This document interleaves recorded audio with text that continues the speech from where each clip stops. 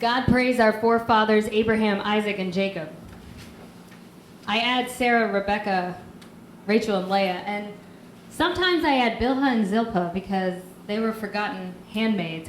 And then I add Hagar for being a woman thrown out of the house, and then Tamar, raped and screaming in the streets because she went in with tea and a question and left with blood and violation.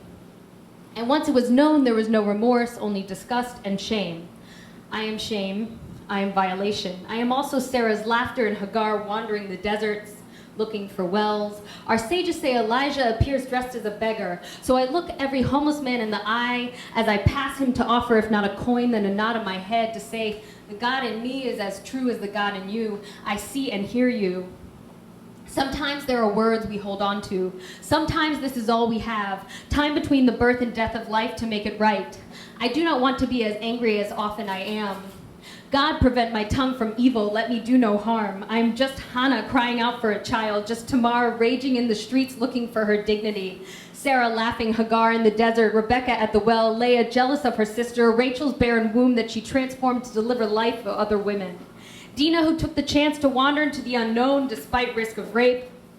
There is no divine punishment, just the price of lost innocence and the fences we build around our hearts, just the consequence of wars we wage against strangers, of corruption we create, for the lies we tell our neighbors, for throwing our hands up to a savior we expect to pursue justice in our place.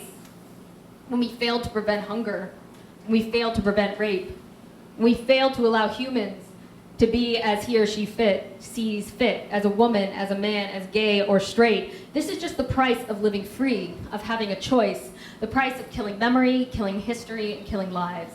This is the price of happiness that never falls into our laps. This is the price of making it about how much you make, the price of making beauty about what is not instead of what is. This is about your inability to accept yourself completely and utterly. This is not about a God in the form of a man on a throne with a beard smiting others. This is about an abstract fire in a burning bush as holy as it was strange. This is the concept that requires you to reach out and touch another person's hand. So let us do this now. Before the sky falls and we no longer have the chance to connect the dots of our lives through heat we can feel. Before our veins are replaced with fiber optic cables in a social network we cannot make love to. Before our kisses feel like wet screens. Before we plug in our brains in order to think. At this moment, right now, reach out and hold the hand of someone next to you. I dare you. Feel the heat that is humanity. Flesh in God's image. Whether you believe or call it God, this is blood pumping in veins. Don't forget that. The next time you feel shame for yourself, for others, this is the healing. God, humans in God's image. Not forgiveness or judgment, just feeling.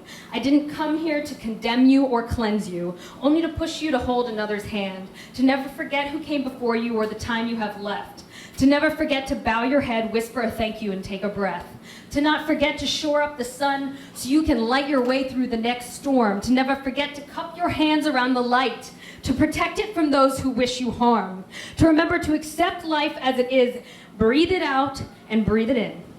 And remember that when you leave, you take it with you, so don't be afraid to begin.